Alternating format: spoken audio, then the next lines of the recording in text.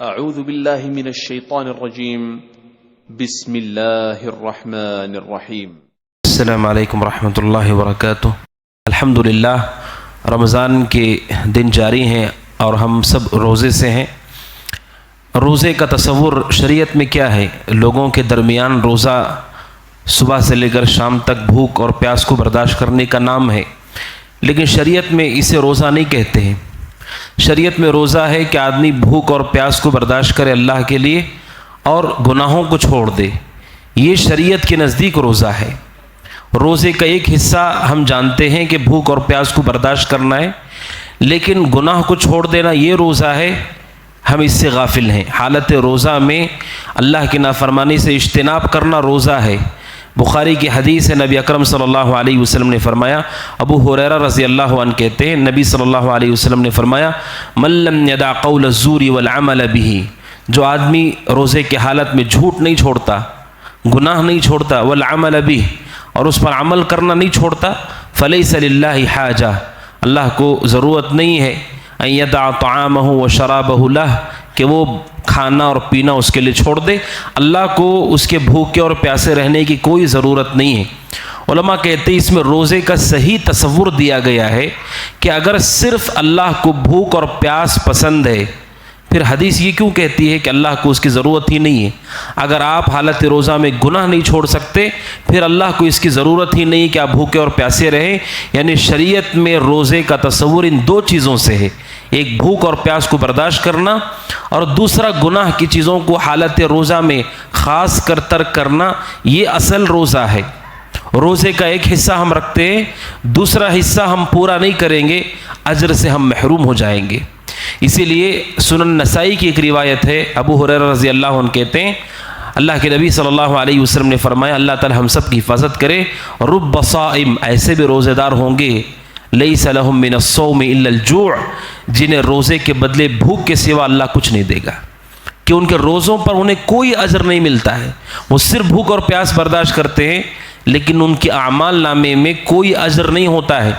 علماء کہتے ہیں اس کا مطلب یہ ہے کہ یہ اتنی اہم چیز ہے گناہوں کو چھوڑنا حالت روزہ میں، کہ آدمی کے لیے کوئی اجر ہی نہیں ہوگا جس کے لیے ہم بھوک اور پیاس برداشت کر رہے ہیں، اگر ہم نے حالت روزہ میں گناہ نہیں چھوڑے۔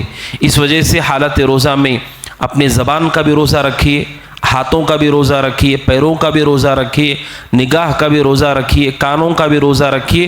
علماء کہتے ہیں جسم کے ہر عضو کا روزہ ہونا چاہیے، آنکھوں سے گناہ کی چیز نہ دیکھیں، کانوں سے گناہ کو نہ سنیں، زبان سے گناہ نہ بولیں، ہاتھوں سے ظلم اور گناہوں سے اور پیر سے گناہ کی طرف نہ جائیں۔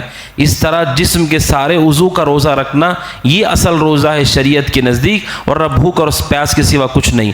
اور علماء یہ بھی کہتے ہیں کھانا پینا یہ تو حلال چیز ہے، آپ نے روزے کی حالت میں اسے چھوڑا ہے، لیکن جو پہلے سے حرام ہے اگر آپ اسے نہیں چھوڑ رہے تو پھر یہ روزہ کیسے ہے؟ کھانا تو حلال ہے، پانی بھی حلال ہے، آپ نے اسے تو چھوڑ دیا روزے کی حالت میں، لیکن جھوٹ، غیبت، چغلی اور گناہ جو پہلے سے بھی حرام ہے اور حالت روزہ میں بھی ہم نے اسے نہیں چھوڑا، پھر کیا روزہ ہوگا یہ کہ ہم نے صرف حلال چیزوں کو اللہ کے لیے چھوڑا ہے؟ تو روزہ اصل شریعت کے نزدیک یہ ہے، حتیٰ کہ بعض اہل علم کے نزدیک بعض بڑے گناہ ایسے ہیں اگر کوئی ارتکاب کرتا ہے تو روزہ ٹوٹ جاتا ہے۔ یہ اور بات ہے کہ ہم یہ نہیں کہتے کہ روزہ ٹوٹ جائے گا، لیکن اجر سے خالی ہوگا تو کیا فائدہ ہے روزہ رکھنے کا؟ اس وجہ سے علماء کہتے ہیں روزے دار کے بھوک اور پیاس ظاہری عبادت سے دھوکے میں نہیں آنا چاہیے، کہ ہر بھوکا اور پیاسا آدمی اللہ کا قریبی نہیں ہوتا ہے جب تک وہ بھوک اور پیاس کے ساتھ گناہوں کو نہ چھوڑے ہوئے ہو۔ اس وجہ سے حالت روزہ میں بالخصوص ہم سب کو چاہیے کہ ہم گناہ کے کاموں سے اجتناب کریں، بالخصوص اپنی زبان کی حفاظت کریں، کہ اس لیے کہ حدیث میں جھوٹ کا ذکر کیا گیا، زور کا، غیبت کا، اور زبان سے کیے جانے والے خاص طور پر اعمال، کہ سب سے آسان گناہ انسان اپنے جسم کے جس عضو سے کرتا ہے وہ زبان ہے۔ سب سے زیادہ گناہ اور آسانی سے گناہ زبان سے ہی ہوتے ہیں۔ چوری بہت مشکل چیز ہے، آسان چیز وہ نہیں ہے۔ آدمی کہیں گناہ کرنے کے لیے جائے، چل کر جانا آسان نہیں ہے، لیکن زبان ایک ایسا عضو ہے آپ کے ساتھ ہے، جو چاہے وہ بول سکتا ہے، جیسے چاہے وہ بول سکتا ہے، اور گناہ کی اکثر قسمیں آپ دیکھیں گے ان میں کی بڑی تعداد کا تعلق زبان سے۔ جھوٹ، الزام، گالی گلوچ، تہمت، برا بھلا کہنا، غیبت، سارے کے سارے گناہ اس کا تعلق زبان سے ہی ہے کہ آدمی گھر بیٹھے جہاں پر ہے وہ وہیں پر وہ گناہ کر سکتا ہے. اس کے مقابلے میں دیگر گناہوں کے لیے ہر آدمی کے لیے آسانی نہیں ہوتی ہے.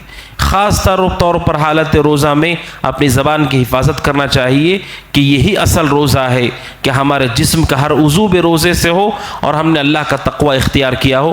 اللہ سبحانہ و تعالیٰ سے دعا ہے کہ اللہ تعالیٰ ہمیں حقیقی معنوں میں روزے دار بنائے اور اللہ سبحانہ و تعالیٰ ہمارے روزوں کو قبول فرمائے. ھذا وصلی اللہ وسلم علی نبینا محمد وعلی آلہ وصحبہ اجمعین. والسلام علیکم ورحمۃ اللہ وبرکاتہ.